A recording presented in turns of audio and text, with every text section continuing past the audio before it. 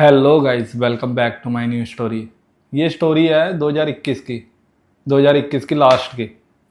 लगा था मैं शिवालिक मालवीय नगर सी ब्लॉक के अंदर किसी बड़े फोटोग्राफर के पास। इंटरव्यू वगैरह हुआ हमारा, उसके बाद सिलेक्शन हुई। इंटरव्यू के टाइम पे तो मेरे से ये बोला गया था कि तुम्हें ई कॉमर्स का ही शूट करना है, जो कि मैं ई कॉमर्स का फैशन फोटोग्राफर हूँ या प्रोडक्ट फोटोग्राफर हूँ, तो ये शूट करना है। चलो, स्टार्टिंग हुई, धीरे धीरे हमने शूट करना शुरू किया। स्टार्टिंग में तो सही काम आता है मालिक के पास। बीच में ऐसा होता है, जब काम मंदा हो जाता है तो थोड़ी दिक्कतें आना शुरू हो जाती है। ये मैं आपको स्टोरी के अंदर बताऊंगा। काम करते करते कंटिन्यू एक दिन खबर आई कि मारुति सुजुकी कंपनी का शूट करना है। उसके स्पेयर पार्ट शूट होंगे, जैसे शॉकर हो गए, बम्पर हो गए, ये सारी चीज़ें शूट होगी।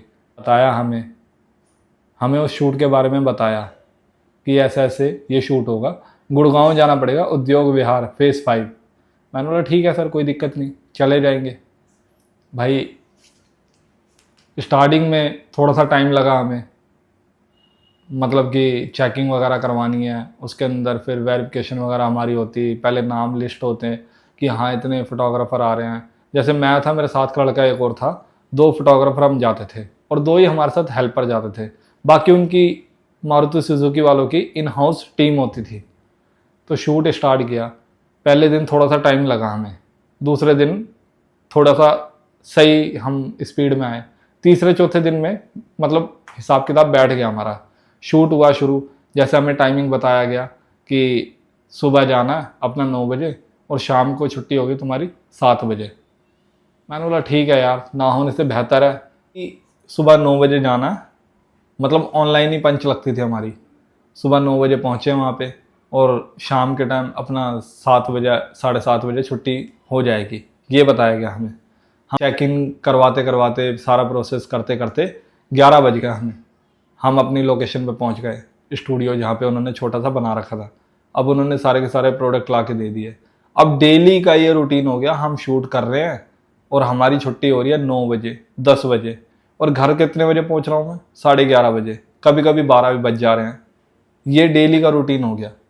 अब ऐसा होता है कि कभी कभी कंपनी के अंदर एकदम से काम कम हो जाता है। मारुति सुजुकी के अंदर जैसा ऐसा होता है, अप्रूवल लेना पड़ता है वहाँ पे शूट करने के लिए, मारुति कंपनी के अंदर। तो फिर कई बार ऐसा होता है कि डिले हो जाता है काम। अब इसके पास, हमारे मालिक के पास काम नहीं। अब ये बंदा क्या बोलने लग गया कि मैंने कहीं इवेंट पकड़ा है। एक दो बार तो मैं गया, इवेंट के अंदर गया, मैं शूट करके आया। और फिर दूसरी बार फिर बोल रहा बर्थडे पार्टी पकड़ी है। मैं फिर वहाँ पे भी चला गया। मैंने बोला चल ठीक है यार, शायद काम वाम नहीं है इसके पास। चला गया, पार्टी वार्टी भी शूट कर आया, बर्थडे पार्टी भी शूट करके आ गया मैं। अब इसका दिमाग चला कि यार मेरे पास 2 फोटोग्राफर है और मैं इनकी सैलरी नहीं निकाल पा रहा, क्यों ना वेडिंग पकड़े। अब वेडिंग के अंदर यार इतनी भसड़े होती है ना, शादी के काम में इतनी भसड़े होती हैं, हर कोई बंदा नहीं उसे कर सकता। जो फैशन फोटोग्राफर है या जो प्रोडक्ट फोटोग्राफर है, तुम्हें एकदम से उसको स्विच कर रहे हो वेडिंग के अंदर, तो कैसे कर लेगा वो शादियों का काम। अब शादी का काम मैं आप पकड़ रहा हूँ तो आपको ये भी शूट करके आना होगी। दूसरे फोटोग्राफर ने कुछ बोला नहीं इस चीज़ के बारे में, वो चुप ही रहा। मैंने बोल दिया, मैंने बोला सर मेरी तो बात हुई थी आपसे, ई कॉमर्स का ही शूट करूँगा, प्रोडक्ट शूट करूँगा। अब उसने बोला कि जब काम है नहीं इसलिए तो तुम्हें भेज रहा हूँ। मैंने बोला सर ये तो बात ही नहीं हुई थी ना, अगर मैं वेडिंग के हिसाब से आता तो फिर मैं किसी वेडिंग वाले बंदे पे जाता, आपके पास क्यों आता। बहस बसोड़ी बढ़ते बढ़ते बढ़ते बढ़ते थोड़ी सी ज़्यादा बढ़ गई, अनबंद हो गई कि हाँ तू तो मैं हो गई। कह रहे हैप्पी ऐसे ही काम होता है यहाँ पे, काम करना है तो करो नहीं तो आप जाओ। मैंने बोला ठीक है यार, अभी शांत हो जा, अभी ठीक नहीं है, क्योंकि घर का भी हिसाब किताब देखना है, काफ़ी टाइम बाद जॉब लगी है। पर कहीं ना कहीं वो बंदा हमारा ज़्यादा ही नाजायज़ फ़ायदा उठा रहा था कि ये बंदे बोल तो कुछ है नहीं रहे, तो जैसे यूज़ करना है करते रहो करते रहो। थोड़े दिनों बाद मैंने 2 दिन की छुट्टी ले ली काम के बीच में। सैलरी मेरी 4 दिन की कट के आई। मैंने फिर बोला सर को, मैंने बोला सर मैंने तो 2 दिन की छुट्टी ली थी, आपने 4 दिन की काट दी। उसने बोला मेरे को कि जब काम ज़्यादा था तब आपने छुट्टी ली है।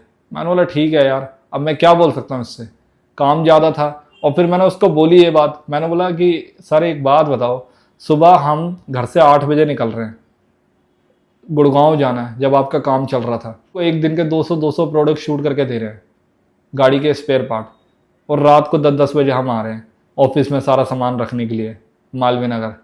आप सोच के देखो, आपने 2 दिन के पैसे काट दिए मेरे। आपको ये सही लगा? फिर मैंने बोला कि इतना मेरा ओवर टाइम बनता है, मेरी अगर ड्यूटी है 10 से 6 है मेरी ड्यूटी, तो उसके बाद मैं 3 घंटे 4 घंटे क्यों दे रहा हूँ कंपनी को? बस चिढ़ गया इस बात पे बहुत बुरी तरीके से। कह रहा आ गया हैप्पी तो अपनी चीप हरकतों पे आ गया। अब यार एक बंदा अपने अपनी दिल की बात रख रहा है सामने, उसको बोल रहा है कि सर मेरे साथ ये दिक्कतें हुई है। आपको क्या पता संगम विहार का हाल क्या है? बारिशों के टाइम पे मैं कैसे आता था, पानी भर जाता है यहाँ पे बहुत ज़्यादा, और ये बंदे हमारा नाजायज़ फ़ायदा उठा रहे हैं और हम बोले भी ना, इन्हें बुरी लग जाएगी, इन्हें मिर्ची लग जाएगी। कह रहा अगले महीने से तू काम पर मत आइयो, तेरा हिसाब कर दिया, अभी जो 10-12 दिन रह गए हैं वो काम कर ले। मेरा दिमाग खराब।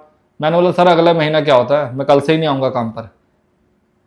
कह रहा मेरा काम रुक जाएगा, तू काम पर नहीं आएगा तो। मैंने बोला सर ये तो आपको बात करने से पहले सोचना चाहिए था ना, आपने तो एक बारी में बोल दिया मुझे कि हैप्पी तू तो चीप हरकतें कर रहा है, ये कोई अच्छी बात थोड़ी हुई। और मैंने बोला सर जो मैं बोल रहा हूँ आपको, अगर मैं 3-3 घंटे का पैसा गिनवाने लग गया, डेली का मेरा 3 घंटे एक्स्ट्रा हो रहा है, 4 घंटे एक्स्ट्रा हो रहा है, उसका पैसा कौन देगा?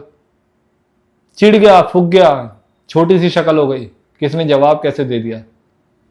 हालांकि उसके बीच में काफ़ी क्लाइंट मेरी तारीफ़ें भी करते थे कि हैप्पी का काम अच्छा लगता है, उस फोटोग्राफर को बुलाओ। जैसे मेरे साथ का फोटोग्राफर था, वो क्रिएटिव शूट प्रोडक्ट के अच्छे करता था, तो मैं मॉडल शूट हो गए या फिर बच्चों के किड्स शूट हो गए, बच्चे 7-8 साल के वो मॉडलिंग करते थे वहाँ पे, तो उनका शूट मैं करता था। कई बार उसके वेंडर ने बोला भी कि उस लड़के को बुलाओ, उससे शूट करवाना है, हैप्पी को बुलाओ, कहाँ है वो? तो इतनी तो स्किल थी मेरे अंदर, बस मैंने अपनी बात रख दी तो वहीं काम खराब हो गया। कहीं ना कहीं उसको लगा कि उसकी ईगो हर्ट हो गई। ऐसे भी कंपनी वाले होते हैं, ऐसे भी मालिक होते हैं। बंदे को अगर नहीं करना है ना, मेरे हिसाब से तो ना कर दो, सीधा ना, सीधी सी बात है, सर मैं इसके लिए नहीं हूं। अगर तुम ना नहीं करोगे ना तो तुम्हें दबाते ही रहेंगे सामने वाले कि इससे ये भी करवा लो, इससे ये भी करवा लो। अरे भाई मैं फैशन फोटोग्राफर, मैं मॉडल शूट करने वाला बंदा, मैं प्रोडक्ट शूट करने वाला बंदा, तुम्हारी यार शादियां कहाँ से शूट कर दूंगा? तेरे कहने पे, तेरा इज्जत मान रख के मैं इवेंट करने भी चला गया, बर्थडे पार्टी भी करने चला गया, मेरे को क्या मिला? और जो गुड़गांव में जाता था, डेली अप डाउन करता था, भाई मेरा तो यहाँ से लेके यहाँ तक का बस एक मालवीय नगर ही तो था ना, संगम विहार से मालवीय नगर तक का मेरा रेंट जो मेरा बनता था जॉब के इंक्लूडेड, वो तो मैं लगा ही रहा हूँ। पर मालवीय नगर के बाद अपनी खुद की गाड़ी लेके जा रहा हूँ पर्सनल गुड़गांव में, उसका पेट्रोल का खर्चा मैंने कभी तुझसे मांगा? सोचने वाली बात है, मैंने कभी उस मालिक से नहीं मांगा कि इसका पेट्रोल का खर्चा लगेगा। पर इनकी आंखों में फिर भी शर्म नहीं। मैंने 2 दिन छुट्टी करी, इन्होंने 4 दिन के पैसे काटे मेरे। हालांकि मैं गुस्से में वहां से जॉब छोड़ के आ गया, थोड़े दिनों बाद दूसरे फोटोग्राफर ने भी जॉब छोड़ दी। ये हाल हो रखा है इस मालिकों का, ऐसे मालिकों का। बाद में फोन करके बोलता है कि काम ज्यादा हो गया है, आ सकता है तू? मैंने तो क्लियर मना कर दिया कि मैं नहीं जा पाऊंगा। दूसरे वाले को फोन किया, वो कहीं और ज्वाइन हो चुका था, उसने ही मना कर दिया, नहीं सर मैं नहीं आ पाऊंगा। ये हाल हो रखा है इनका। मुंह पर बोल दो तो बुरी लग जाती है कि ये कैसे बोल सकता है हमारे बारे में। अब भाई तुम जिस तरीके से यूज कर रहे हो, बंदे ने एक आवाज नहीं निकाली अपने मुंह से, एक शब्द नहीं बोला, तो उसको अपनी बात बोलने का भी हक नहीं है। तुमने इंटरव्यू के टाइम पे क्या बोला था? तुमने यही तो बोला था बस ई कॉमर्स का शूट करना है, मॉडल और प्रोडक्ट शूट होंगे। मैं ठीक है यार, कोई दिक्कत नहीं। तुमने इंटरव्यू लिया, हम उसमें सिलेक्ट हुए, उसके बाद तुम कोई और काम करवाने लग गए। कल को तो तुम बोलोगे जागरण शूट करने भी चला जा, वो थोड़ी मेरा काम है। अगर मेरे को वही काम करने होते तो मैं उन्हीं की लाइन में नहीं जाता कि यार जो जागरण के शूट करता है फोटोग्राफर है, जो इवेंट के मैनेजमेंट करते हैं, इवेंट के वालों के पास जाता मैं, शायद तेरे से अच्छा पैकेज मिलता। 20-25 हज़ार के अंदर इन्होंने खरीद लिया मुझे। सुबह से लेकर शाम तक मैं इनके पास रहूं, आधी रात निकल जाए, अपने घर वालों पे ध्यान ना दूं। इस तरीके के बंदे भी होते हैं। हालांकि मैं उस बंदे का नाम नहीं लूंगा, पर कभी ना कभी तो मेरी वीडियो देखेगा वो, उसको पता चलेगा उसने क्या किया है। ऐसा गाइस तुम्हारे साथ भी होगा कभी ना कभी। जो फोटोग्राफर है ना वही ये चीज़ समझ पाएंगे, जो मतलब कि ज़्यादा सीनियर लेवल का फोटोग्राफर नहीं है। एक होता है सीनियर लेवल का, उसने काम करना है करेगा, नहीं करना तो अपनी मर्जी से छोड़ देगा। पर हमें ऐसा नहीं मिलता हिसाब किताब, हमारा हिसाब किताब थोड़ा अलग होता है। जो 25-30 हज़ार वाले बंदे हैं, 40 हज़ार वाले बंदे हैं, उनको हाँ जी की नौकरी ना जी का घर। अगर ऐसा तुम्हारे साथ भी हुआ है तो प्लीज़ आप कमेंट करके बताना। स्टोरी अच्छी लगे लाइक शेयर सब्सक्राइब जरूर करें। मिलते हैं अपनी अगली स्टोरी में।